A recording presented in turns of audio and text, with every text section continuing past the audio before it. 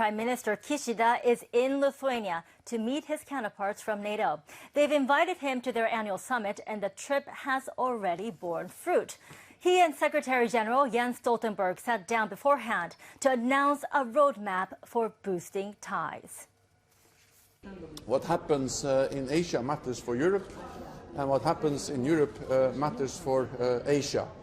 And that demonstrates that security is not regional, security is global. And that is demonstrated by the ongoing war in Ukraine, which has global ramifications. Japan and NATO will never allow unilateral changes to the status quo by force. We share the view on the importance of maintaining a free and open international order based on the rule of law.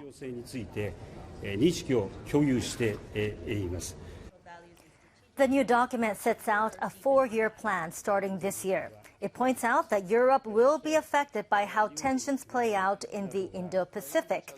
There are 16 key areas of cooperation for Japan and NATO. They include cyber defense, security in space, and a response to destructive uses of AI and quantum technology.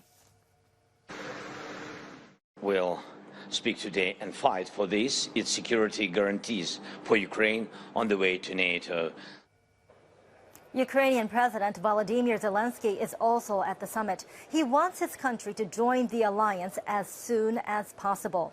The leaders have already released a communique on the issue. It'll go some way to pleasing Zelensky because they've dropped some of the requirements for his country's membership. But crucially, it lacks a clear time frame, something Zelensky described as absurd. French President Emmanuel Macron says he'll bolster Ukraine's arsenal by providing long-range cruise missiles.